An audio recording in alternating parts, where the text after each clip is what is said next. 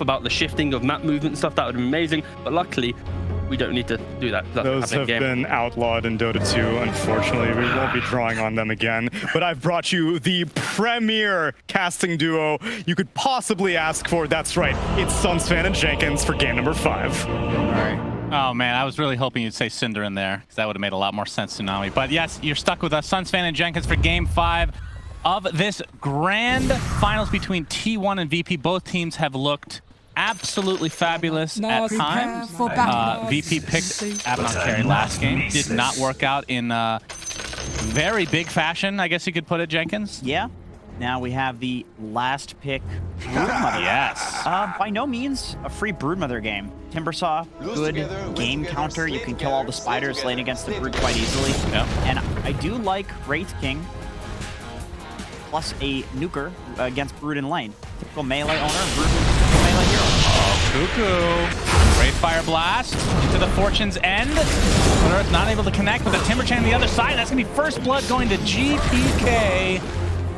The Broodmother already falling, Jenkins. I mean, this is one of those, it's not, we've seen somebody get the Broodmother, and I still can't decide what I think of him, but 30 seconds in the past, as a last pick, it's like you win the game fast or you lose the game fast. How's the dynamic now in this patch? I don't think it's that way anymore in the current patch, because you're going to be building into utility items anyway, so it's more so you fall off and become a typical utility offlaner rather than just falling off and losing the game. Right. So just because of the new build, I think that's not a problem anymore. You see a lot of pipes as first item on Brood. Aghanim Scepter later. I mean, a lot of choices after the fact as the EMP come out. Splitter is going to hit onto Nightfall. Fortune's End, though. They keep the Nyx Assassin in place.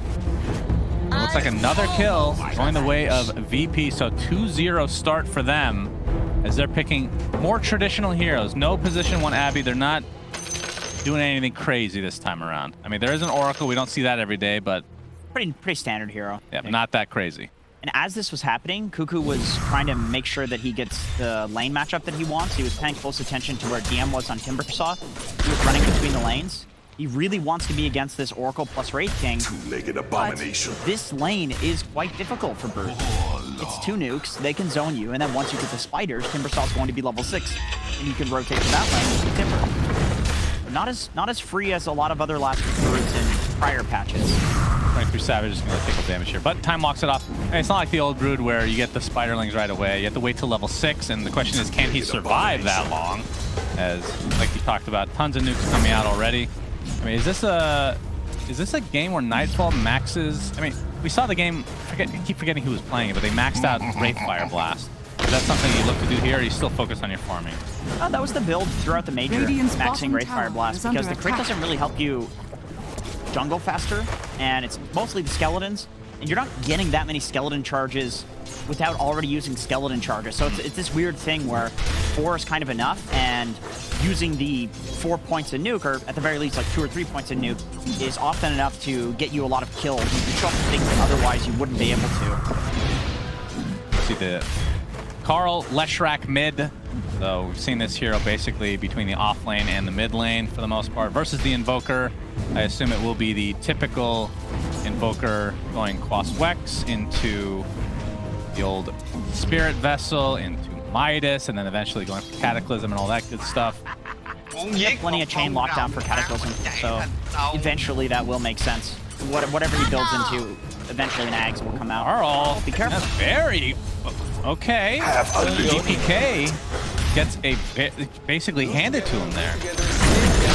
Goodness, that was interesting. And a lot of that comes from the fact that Carl is the type of Lesh mid player that he holds his points to see if he needs to use Lightning Storm, and usually he'll opt to go for more points than Edict just to do a crap load of damage the moment he hits level 6. And that gives him the ability to take towers, but in that situation you can see it resulted in him getting hit a lot more than a traditional Leshrac with Lightning. You see the EMP come out, GPK, like, let's connect. So Carl at half mana already, even though he just got back into the lane. Cuckoo, on the other hand, 6-1 in terms of CS. What are you even happy with in this stage? Like, at what point, like, does it really come down to that level 6, or is it more getting the webs up to a high degree so that you can actually regen enough to withstand this burst damage. 6 is important because even though DM's likely going to rotate to his lane on Timbersaw, still, it's not a good hero for chasing around the spiders. Timbersaw's good at sitting in lane and making sure that the tower's never going to go down, but you're not really quick enough to deal with the brood spiders in the jungle, and so Kuka's going to be able to farm as soon as he gets level 6, and that's going to push these heroes that could potentially kill him out of the lane, and that's the problem right now. He has to be so scared of this double disable combo between the Wraith King and the Oracle. Whitemon harassing a bit with that Fatal Bonds. Another combo here from VP. Not going to be enough for a kill, but Cuckoo will at least get some XP here and a couple last hits as well. Zephyr actually pulls an entire wave, so he went the just cut the wave and brought it around through the river, I assume. Help get his Brood a little bit more XP and gold since he is kind of struggling right now. See if we can get some last hits onto the tower, though. Still going to be pressured, though, in the meantime by Kingslayer. See the Impale connect, Nightfall, but just a little harassment back and forth. Nightfall, of course, will be able to go into the jungle at some point if he really wants. I mean, is it more dependent on how your lane is going if you even bother going to the jungle? If you're getting free farm in the lane, you just give it up to an ally still, or do you just stay? The only person that can take the Brood's lane is Timber, past reasonable point, and so I think if you can stay here with Wraith King, just to keep things simple, you do stay there, because that's probably going to be your highest kill threat, maybe even with a rotation from the mid lane Invoker, and then after that point, it's got to be Timber. But we can see Zephyr went for a really cool build here. He went for a second point in mana burn to prevent the double nukes coming out. It's just to make Cuckoo's life a little bit easier. Wraith King obviously can't press his stun if he has no mana for it. And there's no point in going for the Carapace because Zephyr's not playing the lane. So he's just going to mana burn, help him out a little bit, and then leave and give Cuckoo the solo XP. Yeah, it's cool to see these new skill builds being based off of how the game is actually going instead of just pigeonholing yourself into the same build over and over with. You know, 99% of pubbers, including myself, will do. Maybe you should make a video on that with some extra arrows, making sure that somebody watches. You guys can Courier do that. Taken out. Whitemon's Courier, that is, by save. He's going to take some damage on top, but nice some blocks coming out as DM making his way in the vicinity, looking for the Timber Chain opportunity. There we go, and this looks like a kill going the way of VP again. So 4-0 advantage, already 2K, and 23savage trying to help out his comrade, but ain't happening.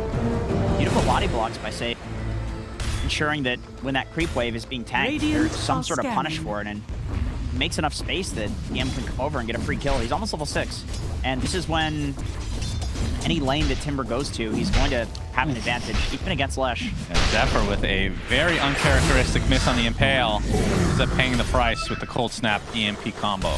There's a bit of the punish for not having Spiked Carapace, not as slippery as a typical Nyx would be at this point. Also, sacking those levels to Cooper's Broodmother means that Zephyr doesn't have the levels he's been playing with. See some action top lane. Chakram is there with the setup from Save. Not enough to kill Whitemon yet.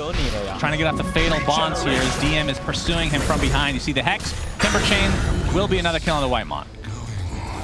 And DM is pretty freaking farm right. In fact, all 3 cores on VP are top net worth at this current point.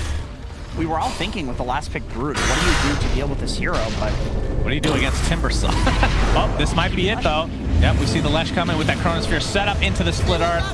Enough magic damage, and that is a huge kill for T1. They desperately needed it. DM was playing really far up there because he had the catapult, so he wanted to take this advantage he had in lane and turn it into its power, but Lesh, great hero dealing with the Timbersaw. Once again, Batrider and Lesh are the 2 best heroes for laning against him at some point.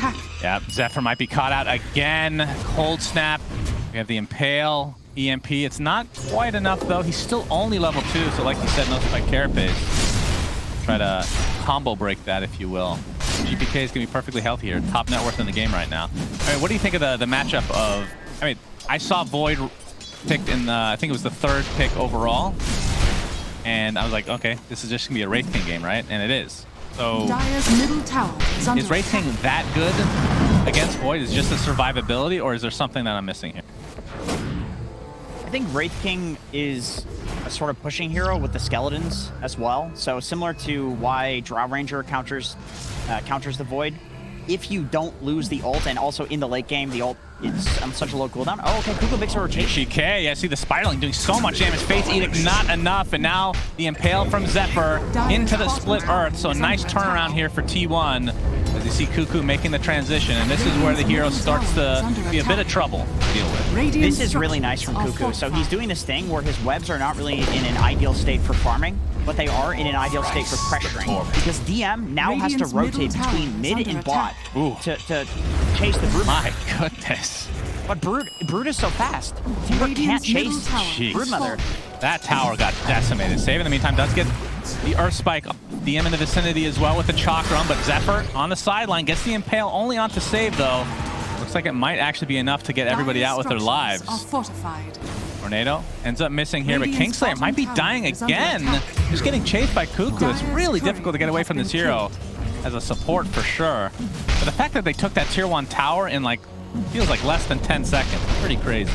What a smart rotation from Kuku. It's a very atypical thing for Broodmother to do that, to rotate to another lane. But that is the only advantage that Broodmother has over Timbersaw. Yeah. Is to just run between the lanes quickly, and Timber spends all of this time chasing, and Timber to be the hero that's doing stuff. Whitemon getting chased by Nightfall, and one more crit will do it. See if they can turn this into a tier 1 tower as well. So this game started going in favor of BP. I mean, they probably are still favored to a degree, but now that Brood is online with 23savage in the vicinity as well, so it'll be a trade at the very least for these tier 1 towers. I love that T1 is playing. I like that they're flying around Brood, because we saw this exact same thing in the major. Radiant's bottom tower. Who was it? I believe it was G, maybe it was Eve. Anyway, there was a team that was picking Ursa with the Broodmother, and they would put Ursa behind Brood, so anytime the Brood counter would run at the Brood, Ursa would be there to counter that counter, because that's typically the way that works. All of the heroes that are good against Broodmother are not good against Ursa, and T1's kind of doing the same thing, except with multiple heroes. They're putting the Broodmother with the Leshrac, or the Broodmother with the Faceless Void, so that way you can't just run Timber at this hero and push it out of the lane anymore. You have to go in there with like 4 heroes to get Brood to go away. It's funny that the way that you play against Brood has kind of shifted a bit as well, because so many years it was just the same hero, the same play style. Now we're seeing just more flexibility, it's a little bit more dynamic, and maybe a little too strong right now, but I mean, how often has it been banned in this tournament? Off your memory. It was getting second phase banned, so it's fallen out of favor in the first phase, presumably because a hero like Wyvern does very well against Broodmother, can kill the spiders in a support position, and it just feels much better than what power level Broodmother is at. So because these heroes have come into the meta, Broodmother falls down, but the question is, you know, is that warranted? Should Broodmother have been still getting first phase? Well, it's funny because, I mean, not that Wyvern wasn't underpicked by any means at the major, but it wasn't as strong as it has been in this tournament, it feels like, right? Maybe towards the tail end, but you just discover new things with each patch, and I mean, this patch isn't even that old for all intents and purposes, but yeah, people still looking forward to whatever is in store in the next few days. See DM now with the hood, and Kingslayer still not level 6, 12 minutes in the game. That false promise, obviously, probably the best save in the game if you can get it off. Especially with a Wraith King that could get some regen with the lifesteal and Timbersaw as well. Yeah. Speaking of Timbersaw, you're going up against a Faceless Void with time dilation, which maybe hasn't been that big of a deal yet, but you can see he is going for the Lotus Orb to be able to dispel that. One of the more annoying spells to deal with as a Timber. Pretty good against Fatal Bomb as well, and possible Broodmother Orchid, although he's going for Mechanism. And I think this is a good build, just given how they're playing around him. If you go for the Orchid, it's more so a kind of solo pickoff style build, and you already have enough pickoff between the Leshrac, the Nyx, and the Faceless Void. You don't need more, even though silencing the Oracle would be pretty more so about supporting your team, and they do the work for you. He's countered by the Timber. See a smoke here from BP. Yeah, we typically see the pipe as a first item, like I was talking about, Solar Crest as well, but just switching it up just slightly. We've seen some Greaves, of course, in the past. In addition, as Kuku, with all his spiders, could be potentially ganked here. Gonna micro them to a high degree. GPK in the vicinity. Tornado misses though. Hits a couple of creeps and that's about it. But a big stun from Zephyr onto 2. And now VP are on the run. Kingslayer just drops of his own accord. Cuckoo, not mincing words here. Looks like the pressure's gonna be applied again, but the ice wall is connected here. Slow progress is a Chronosphere on all 3 on the outer edges, but what is the follow-up? Buyback onto the Oracle now. The bash is online, so Save takes a tumble. But in the meantime, taking some damage from the Chakra. We see the Sunstrike coming, but it's not going to connect on anybody as Nightfall has come to play as well. Tornado will hit the Leshrac. Trying to save him with Cuckoo here on the sideline. DM, you can see, taking some right-click damage, but as we see the Radiance now online at the 13.5-minute mark. So Nightfall still with that second life, but What's happening? well, Lion did die. That counts as somebody. Well, I don't know. It's a lie. Just because he's hideous doesn't mean he's not a person. Okay? But yeah, now with this, I mean, obviously you want the level 12 on Wraith King. That's probably the biggest thing. Oh yeah, there was a buyback there. Yeah, he was the first to fall actually. But yeah, that was an incredibly good chrono. It's looks like the Impale is gonna just miss here. The chase is on. Trying to get control of this jungle. Chaotic Offering being faked out. GPK doesn't have a ton of mana to work with. And Nightfall still only with that level 1 ult. But running in. Gets that Wraith Fire back. Just be dispelled there by the Vendetta. Or dodged, I should say. Broodmother, on the other hand, is going to get bursted down between the Chakram and the Finger of Death. So VP getting full control of their jungle again. Just a little out of position there. You know, expecting that flying near that high ground is going to be enough to keep Cuckoo alive, but there's so much disable coming from the side of VP. And with Nightfall picking up his Radiance, they're super comfortable taking almost any fight, even into a high ground. They just want to punch people, right? Chrono being down. Yeah, it looks like Nightfall is going for the SNY. So extra status resist, which do anything against Chrono, obviously, but that's why you pick Wraith King to counteract the Chrono. SNY. Almost certainly a candidate. It's been nerfed. What do you mean? Not enough. I don't know. I feel like it hasn't always been SNY. It's just Sage into anything. Well, that nerfs it. I mean, it's hot. Although I will say Halberd has not been picked up very often. Oh, that's a bad item. Yeah, I don't know why. It doesn't get more status resistance when you level it up. Every other Sange item does. Oh, is that true? Yeah. Okay, fair enough. No need to get angry, Jenkins. That's so sorry. Your passion for the game has already been noted. And your passion for killing birds as well. Don't get me started about that. I won't. Don't worry. I never want to hear that again. They don't even exist. Okay. Sure. All right, we have the plate mail on Timbersaw here as just a perseverance away from finishing the Lotus. And yeah, looks like Wraith King is top net worth though. So 1K advantage for him, but next 3 cores, or the next 3 on the net worth list, I should say, are on T1 side. So I think this first Roche is going to have a pretty big impact on the game. And who would you favor for Roche fights? Probably T1. It's mostly just the Warlock and the Fixed Void that make that. I mean, if you eventually get the Leshrac Aghanim Shard, then that's a fairly big deal for Well, Roche. I guess VP kills Roche faster, but T1 can defend better. True, yes, for sure. Split Earth Ag Shard, which I'm sure we'll see at some point.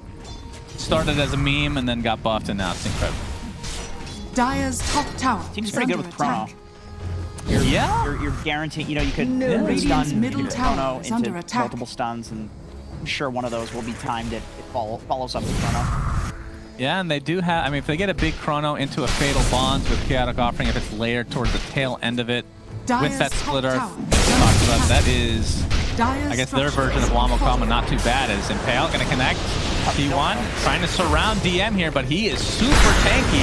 Looks like Zephyr's going to be the one that gets bursted down instead. Sunstrike coming up with the counter initiation with that Chaotic Offering. The disengage. Whitemon's little golem will take a tumble, so it's only 1 kill. We see these little like mini fights. It looks like 1 person dies, 2 people at most. T1's very confident that they have this backup of Warlock ulti and the Chronosphere. Well, why they're playing so aggressive, because they know that even if somebody dies, the fight can be turned with one of these 2 abilities. And VP, they're playing very safe. They're kind of only frontlining with Nightfall for the most part in this fight, hitting the trees with supports. Both the Timbersaw, of course, not an easy hero to go on. Radiant's top tower. Nightfall. Okay, I think it's not going to be an SY unless he has something coming in now. It's just the casual Sange. And he did this last game. He's going to go for BKB almost certainly, but he only has an Ogre Axe queued up. If we get an interview, we need to ask what this is all about, honestly. I'm baffled. I love it at the same time, but I'm baffled. What other Ogre Axe item is there? Echo Saber. I don't think that's going to happen. Oh, thank you very much. Yeah, this helps quite a bit. Okay, Aghanim Scepter, not for sure. Dragon Lance, I can tell you that much. Yeah, probably not. And that is a good stat item, though. I will say, Ags is very underrated on this hero. I don't know why it's not picked up more often. It's more like a 4th item. Yeah, I agree. But we don't really see it as 4th item, which is really weird. I feel like it's super, super strong. Because you're the carry, you're going to get it off of Roche. That's your Ags if you're... We haven't even gotten one Roach yet, so it's going to be a long game. We're playing for the 60-minute mark. Yeah, sure. This is the issue with Brood. Okay. Oop, Zephyr with that spike carefully set up thanks to that Radiance. 23savage jumps in as well. Remember, this is a Wraith King that you're dealing with. Carl has some damage. Splitter's not going to hit, though. And again, that's still a pretty difficult kill, but T1 actually moves everybody in the vicinity to try to go for that, so that opens up the map a little bit for VP. TP'd as well. Yeah. He walked there with webs. It's still odd that he moved towards the top lane. Oh, he did TP on Broodmother. Very active Brood. I kind of like this because the problem with off-lane Brood on the Dire side is that you play in the enemy jungle and then you're nowhere near Roche. The advantage of Radiant Brood is that you get Roche by virtue of playing where you already want to play on Radiant. And so I would like to see him moving his webs more towards the enemy triangle if he can. Of course, it's not the easiest thing to just play in the enemy triangle, so it's a bit of a TP. Yeah, so he got that mech and then straight into pipe, so hasn't finished the Greaves yet, but I assume that will come at some point in the game. And it's a pretty expensive recipe, but do you have any good dispels this game that would make you want, I guess, Cold Snap? Is that it? Is Whirling Death, I mean, not that that really matters that much, but is that buff dispellable? Yes. Okay, excellent, thank you. So yeah, maybe not the highest value Greaves, although the regen that you get when you're low is pretty freaking valued. That's kind of what I'm thinking. The aura is really nice against this damage over time. So that's a waste of a red drop. That up. And Max? We don't litter here in Sweden. Scanning. It's pretty clean here. That's true. It's not Singapore though. You're big on recycling. I know I threw a can in garbage. Yeah, they were very angry that it wasn't recycled. Oh, we have Yeah. Cataclysm online now for VP. Smoke from T1 immediately will run right into VP themselves. And again, it's just Nightfall being that front liner. I'm not sure if VP wants to necessarily fight without this BKB on Nightfall, but I mean, it is a very even game, so it all depends on, I mean, again, from a team fight perspective, T1 does have good, in theory, chrono into whatever else that we talked about. But it does take some execution. We have some TPs down here. Cataclysm a little bit early. Not really going to hit anybody. The Chaotic Offering is only going to hit one because of the Yule Scepter on the save. And now the Chakram comes out. Nightfall in the midst of things. Oh, big whirling dash into the Timber Chain. Blows up 2 instantly on T1 side. And now they are on the run. DM opening up a can of whoop-ass on this Timbersaw. And that'll continue onto Whitemon. Wraithfire Blast applies and crits him down to the ground. Holy Jesus, DM. That felt good for me just watching it. It's funny that in this game, the exact thing that T1 usually wins team fights with, which is their patience in using their abilities and their ability to kite. In that fight, it was the bane of their existence because they were so patient. And 23savage didn't want to just go for this 2-man chrono. He's like, okay, they've used Cataclysm, so I can do something better than this. They don't have Kata. This is an easy fight. Oh, watch it. Just wait for it. Wait for it. Oh, God. That's done, man. What a stun. So disgusting. That was nice. Yeah, beautiful setup from VP. Very patient. And yeah, the Cataclysm ended up just being a bait, I guess. Because it didn't hit anything. But yeah, VP come out on top big time. But they don't turn it into a Roche or anything like that. Didn't have enough time. We do see a 3-man smoke already from VP. There goes all the spiders. That's very sad. Man, DM is under attack. Well, to hold that thought as the Warlock looks to be dead here. Didn't have Chaotic Offering, obviously, so doesn't provide much for his team without that shard, Jenkins. Oh, he's gonna get his Oh, BB cancel. yep, there's the cancel. Sunstrike to follow. Down goes the Spider. VP starting to take a little bit of a lead now. 4K network lead, and they should be going for this tier 1 tower at the very least. And Shard is actually being picked up by Nightfall pretty early. How many Spiders have been picked up by VP this match? You guess. Do we answer this? Well, yeah, it's fun to try. Let's see. So he just killed about 50. I'm gonna say like 200. What? No, Okay. wait a minute. I'm gonna say. There's no way. I'm gonna say 85. I'm gonna say 85. I get a mulligan. No, that's no mulligan. That's not allowed. Carl has this pulse nova going onto GPK with a nice ice wall to create some space. And DM in the river. The Chakram's out. He doesn't really have much mana to work with, so they'll have to just back here. All right, how many? 99? All right, I win. Okay, I wasn't that far off. You know? said 200 something. That's only double. You're an idiot. 774 gold from Spiders? Dire's bottom tower Worthless, is under though. Yeah, attack. but that's a lot. He's getting swole. I mean, if you have a lot of pennies, eventually you make a fortune. That's why you were hired at this event. We don't even have pennies in Canada, so I take offense to that. They're banned. Google it, that's true. Okay, I won't, but thank you. So what's the, is the mana burn really that big of an issue for Wraith King? I mean, historically speaking, like against Wraith King, it's not that amazing, but is it enough to have to worry about and just go for the shard? He actually delays it here. He gets the hyperstun first. I was gonna say, he's got the BKB. He's sitting on a nice 13 stack wand charge. Not really feeling too bad in any of these fights. Nyx is not having the best game. Are scanning. You can delay it a little bit. Okay. So we do have the Aghanim Scepter Burrow, just like every other game on Nyx Assassin. First item, brown boots. Okay, That now you count. need the shard. Yeah, we have a 9-man smoke overall. Nightfall the only one. Of course, he has that second life to work with. Zephyr burrowed up. No vision showing him right now, but double impale. All right, into the Chaotic Offering. Using most of their resources on the save. He's already only at half HP, and here comes the Cataclysm. Flashback gets the Yule's off to save himself. The Chronosphere is going to clip too. It's the 2 supports. Very important to kill that Oracle, but both will buy back into the game. Now Carl trying to get out of this, but looks like he's going to fall here, but a nice split Earth comes out. Ends up saving him in the end, and VP have to run, despite Zephyr being completely out of mana. Too big. I mean, again, it's on the supports, but the Oracle is by far the most important person to kill, I think. You don't normally see a Nyx Assassin initiating a fight with a long-range 2-man stun like that, but what a setup forcing these buybacks. And then he had another, like, 3-man stun as well as the fight progressed. Boom. Yeah, look at that. Chaotic Offering. There's not much to follow up. Problem. Yeah. The Yules ended up saving the Lesh there for sure, and you can see the Chrono clipping both supports, so that ends up being a freebie for 23savage. Double kill for him there. Zephyr hits another double stun. Yeah, Carl as well. Yeah, nicely played. A lot of these fights, not much is happening for this high skillness that we're seeing. You know, like there's these crazy double stuns and combos happening, and then it's like, oh, they have no damage. That is too bad. Just the support's dying. It's always the support. Yep. I mean, it used to be worse. You still get a lot of gold these days. I mean, we're actually seeing supports get more than just the brown boot wand, so be happy. Ah, those were the days. Yeah. Brown boot stick. Yeah. 10 centuries.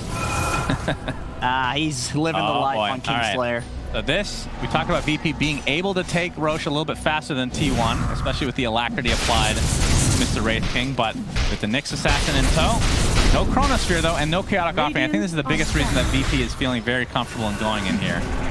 Chakram is going to be helping out as well, but the Spider is going to be used to scout this out a bit. Roche basically at half HP now. Nightfall can just continue to solo this if he really wants. Top tower is under attack. Of course, there is some capability from T1 side to jump in and try to steal this. And Zephyr is going to be spotted out. There's the dodge. Chakram to follow. So much damage reduction. Finger of Death still not enough. He's healing so much right now. Wild Burrow, 23savage, trying to focus on GPK, but he's going to get out, it looks like. Zephyr is still alive. Chakram, Spike Carapace. Eventually, nope. Okay, DM running out of mana now. doing a great job of protecting Zephyr between the heals that he gets inherently with that burrow and the Shadow Word. I don't think I've ever seen somebody be doing literally nothing and still be the MVP of the fight. He's doing nothing. He's inside his little home there. He's just there. That's about, he's literally 10 polygons right there. He's literally an anthill. All right, if we're gonna get more Nyx Assassin Ags upcoming for TI, let's get a little bit more polygons added to this thing, all right? That thing looks like we could use a couple more. It looks like a pile of dung. Yeah, it's quite bad. 23savage now going for Roche though. See the spirits coming out. Try to get some vision here. Yeah, they just don't do it fast enough, but this is looking a lot like game, was it 1? Where we had a little bit of a stall here as we see the side cam onto Zephyr. Very important. Impale is going to connect. All right, the Mana Burn doing quite a bit. Nightfall. Get purged off. He's ready to go back in again. Keep an eye on those polygons on the bottom of your screen as Roshan's getting quite low. Cuckoo can go in and out of the pit, no problem. It's another aspect that we didn't really talk about. Splitter's going to connect again. This time he's going to go on safe. BKB popped by 23savage. That is going to be enough to take out the support, and they know he does not have buyback. And now the pressure being applied to the Wraith King. He's going to go down, but that is the first life. I believe he does have Shard. Transfer just to ensure that they get this. Roshan, looks like Savage gets the snatch, so the actual Roshan ended up going to VP, but the Chaotic Offering now used in retreat here as VP attempting to get out. Deafening blast applied there, but Nightfall completely surrounded and will finally be brought down. Didn't even have his Radiance on, by the way. Just trying to dodge that Spike Carapace, but interesting choice there. Either way, T1, very nice play overall. Yeah, great chrono from 23savage. Great job in the burrow, by the way. Yeah. Pile of Sand was doing a great job there, sitting in the middle of the fight, pressing his stuns off cooldown. You know, he gets to relax and have a vacation right now for, oh, what a beautiful replay. So good. Yeah. Oh, he hit a button there. Okay. I think he did hit a button. That was Spike Carapace. I believe that was one of his buttons.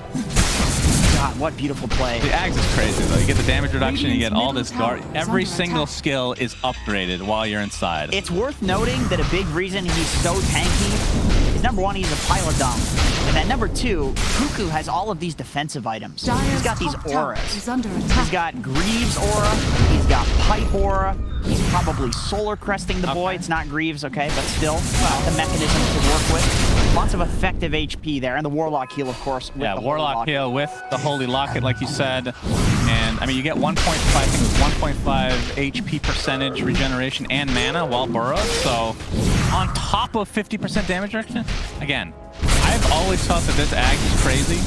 I don't think that last patch that upgraded from 10% from 40 to 50, I know it's pretty big. It's always been this good, though, for the most part, you know? Undervalued at the very least. I'm with you, and I think when you look at the talents, whenever you hit talents like this, like stun duration, cooldown reduction, it's always going to be better. And of course, Eon Disc is really strong, so that works really well with the damage reduction. Octarine Core is quite a strong item. That works really well with the Nyx Assassin in the burrow. So a lot of things going in the favor of Nyx in this patch. Sentry wards being so small, making Nyx's early game a lot better. Yeah, I mean, despite that, though, I mean, the game is still technically in VP's favor if you're looking at just the net worth. Obviously, the Aegis is online for the Void. As we can see, Wraith King now, Nightfall. Yeah, the net worth has kind of bounced back and forth here after a pretty good lead for VP. What is he going for, Nightfall? He has Demon Edge queued up with the Hyperstone on the Wraith King. The Radiance, BKB, Sange, Hyperstone. Okay, switch to Scotty now. Is he just a casual Hyperstone? Still use that as a Hyperstone? The Madman. All right, we'll see. Big damage, I suppose. Yeah, big boy indeed, VP. Juicy boy. Basically even game, though. This is very tense. Again, game 5 of the grand finals between these, I would consider them 2 of the top 4 or 5 teams in the entire world right now. And the fact that we get to see an SEA team play CIS, that's not something, again, Animajor has been like the only thing, along with the Singapore Major, this entire year. COVID and all that. Very awesome to see these guys clash here. Yeah, I agree. I think at the end of the Singapore Major, people were looking at SEA and CIS as potentially the weaker regions. And these guys are just absolutely proving that wrong. I think the SEA qualifier is probably the hardest qualifier. Yeah, I think they're only getting 2 teams as well, right? If I'm not mistaken. One team. One team. It's going to be T1 plus one team. Oh, right? yeah. Which is... I'm not sure, actually. I think that's the case. Either way, you're my analyst, by the way. You're supposed to be able to answer that. Just saying. You know all I watched was NADPC. I was with you. Dire's top tower Yeah, but I'm is telling you under what I attack. know. Okay, Okay, just I see. agree with me. Okay, yeah, you're right. Okay, thank you. You're totally right. 23savage has his chrono available. You can see, Zephyr gets off the spike carapace. Again, this is Wraith King we're talking about. They're going to take him out really fast. Pops his BKB, though. Yeah, and there's the false promise. Okay, have we seen false promise? I have not seen it personally. Has he cast it? Honestly? I'm sure he's casted that. Maybe it's just something I missed in the chaos, but I mean, there has been a couple fights where he dies right away because they focus him, which is what T1 is supposed to do. The only great false promise target is Invoker. Wraith King's very survivable, Timber very survivable, and really he's just out of mana, so he's useless anyway if you save him. Maybe that's why we haven't seen it. Okay. Alright, fortifications pop from VP as T1 attempting to go high ground, of course. With that, Nyx Assassin burrowed and the Diabolic Edict from Carl makes this a lot easier. Heals applied to 23savage as well. And I don't think he has a shard on the Warlock. No, it doesn't look like it. As Zephyr gets off the stun. Double stun, in fact.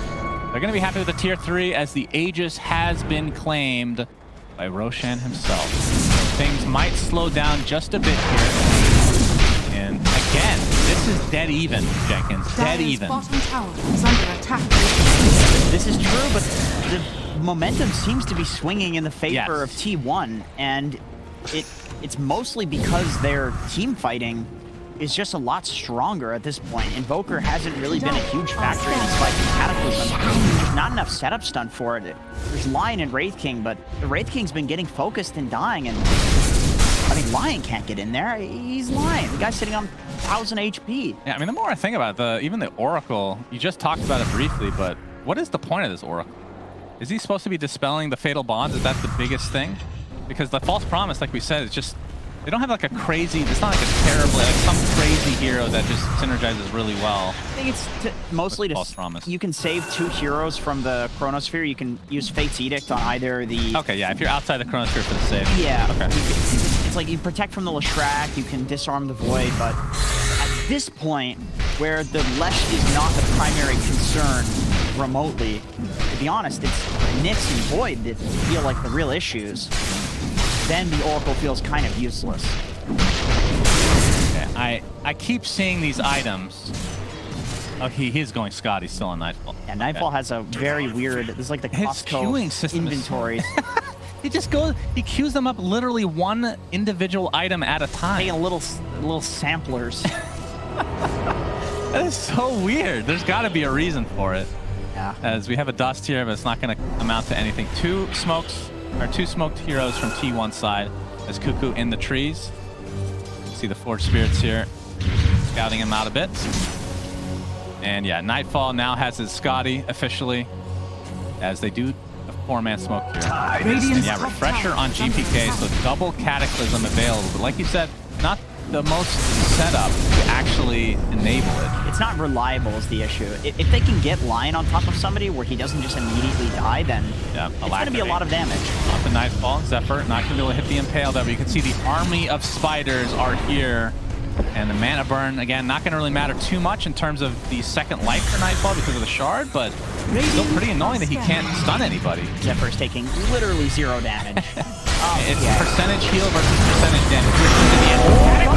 It's a double! It's not even that much damage though now. 23savage gets off the Chronosphere. Gonna focus on the Invoker, but there's the false promise that you talked about. Trying to do the damage through that with the Impale to follow.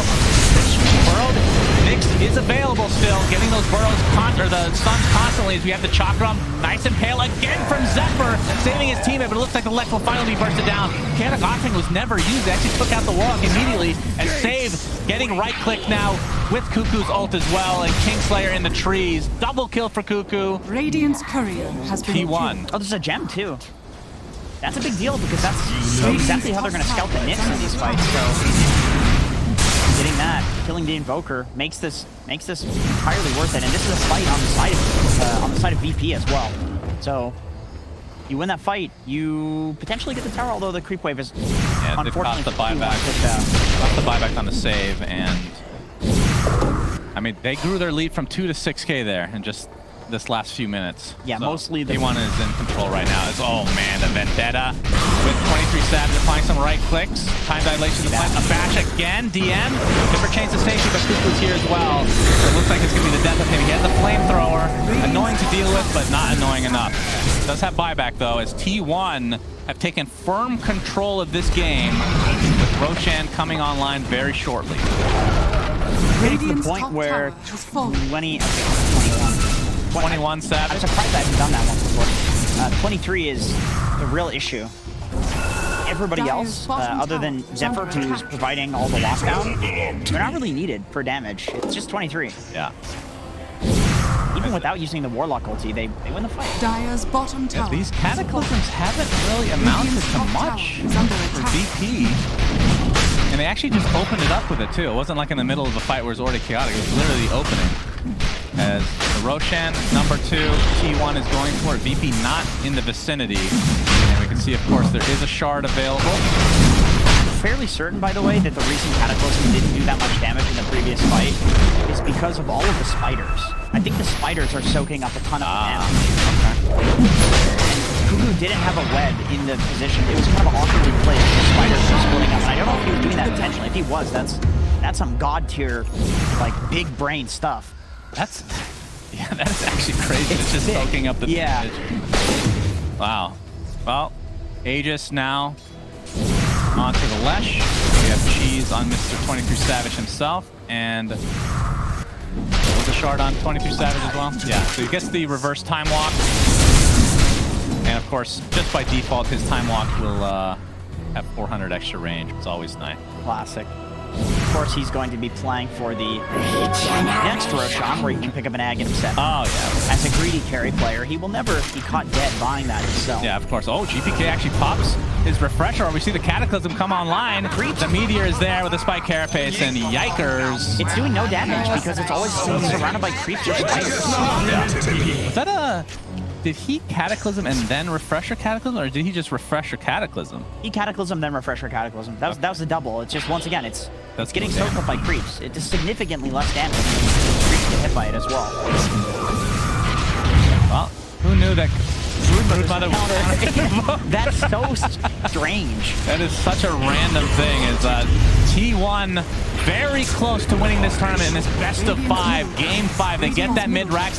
Invoker's dead for 45 seconds, so this, I would think, is minimum 2 racks. Of course, the tier 2 still up top in that bottom lane. Three heroes!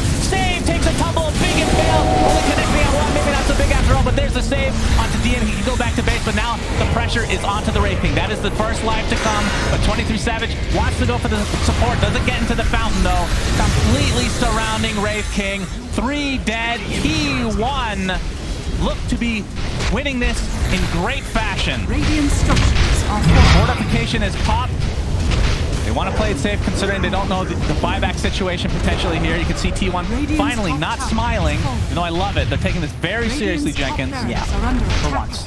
And they're going to take this set of racks in the top, and now they go for throne potentially because that tier 2 is not available for taking. Zephyr just setting up his base here inside the VP base. He's going to spike Carapace, which stuns through that EMP. He's just going to focus on the buildings, of course, with this dive-all heating. 60 seconds of no Wraith King. He's just going to walk right in. Oh, he gets hexed, though. Has to be careful. Cataclysm to follow with a nice Yule Scepter. Use that Yule Scepter, actually. That's a Wind Waker. Are you serious? I was going to say, we finally get to see it. As this tier 4 tower looked to be falling, you see the time walk reverse from 23savage, and it looks like T1 are going to be taking this game before Wraith King can even respawn. T1 looking so good. Another Cataclysm, but that one actually did decent damage, but it is over. T1